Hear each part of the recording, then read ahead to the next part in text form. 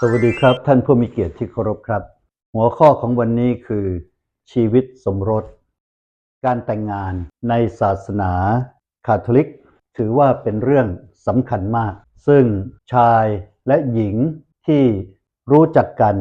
นานพอสมควรตัดสินใจที่จะร่วมชีวิตจนกว่าชีวิตจะหาไม่นั้นเขาจะต้องเตรียมตัวโดยการมาติดต่อที่วัดประมาณสัก4 เดือนหรือ6 เดือนเป็นดีที่สุดผมมีข้อแบ่งปัน5 ข้อด้วยกันข้อที่1ทั้งสองคนจะต้องเข้าใจว่าการสมรสเกิดจากความสมัครใจของทั้งสองฝ่ายการสมรสเป็นการมาทำพันธสัญญาต่อกันและกันต่อหน้าพระเป็นเจ้าในโบสถ์โดยมีพระสงฆ์เป็นผู้ที่ให้พระพรของพระเป็นเจ้าข้อที่2พระคัมภีร์สอนว่าคู่สมรสถูกสร้างมาให้เท่าเทียมกันเพื่อช่วยเหลือกันและกันเป็นเพื่อนคู่คิดมิตรคู่ใจตลอดชีวิตดังคำสอนของพระเยซูเจ้าที่ว่าเขาจะไม่เป็นสองอีกต่อไปแต่จะเป็นเนื้อเดียวกันดังนั้นสิ่งที่พระเจ้าทรงรวบรวมไว้ด้วยกันมนุษย์อย่าแยกออกจากกันข้อที่3นักบุญเปาโลมิชชันนารีผู้ยิ่งใหญ่ได้ให้ภาพพจน์ของการสมรสว่าสามีภรรยาต้องรักกันเหมือนอย่างที่พระเยซูคริสต์เจ้าทรงรักพระศาสนาจักรและมอบพระองค์เองให้พระศาสนาจักรแม้ต้องตายบนไม้กางเขนเพื่อทำให้พระศาสนาจักรศักดิ์สิทธิ์และถ้าทั้งสองนับถือศาสนาต่างกันนักบุญเปาโลก็สอนด้วยปรีชาญาณว่าถ้าหญิงมีสามีที่ไม่มีความเชื่อและเขาเต็มใจจะอยู่กับน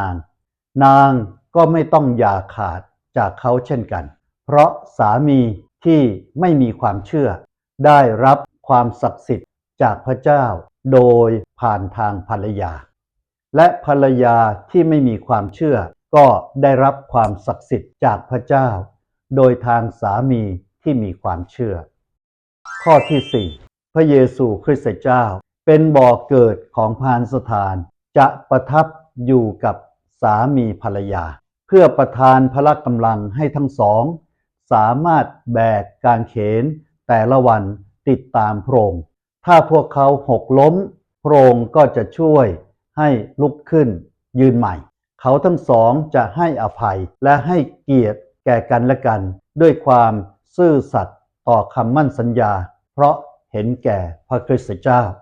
เขาทั้งสองจะรักกันด้วยความรักเหนือธรรมชาติมีความอ่อนโยนต่อกันและบังเกิดผลมากมายข้อที่5พระศาสนาจักรสอนเรื่องความแตกต่างทางเพศของหญิงและชายว่าต้องเคารพและยอมรับเอกลักษณ์ของเพศของตนเองและของคู่รักว่ามีความแตกต่างกันทั้งด้านกายภาพด้านศีลธรรมและด้านชีวิตจิตจะต้องนำมาซึ่งการเสริมสร้างกันและกัน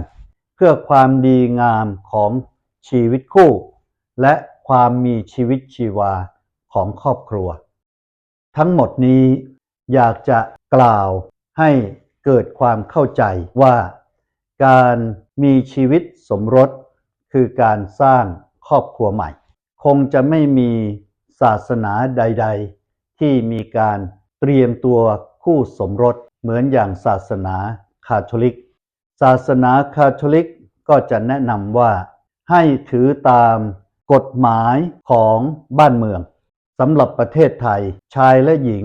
จะต้องมีอายุ17 ปีบริบูรณ์ขึ้นไปถ้าหากว่ายังไม่ครบ20 ปีบริบูรณ์ก็จะต้องได้รับความยินยอมจากพ่อแม่และ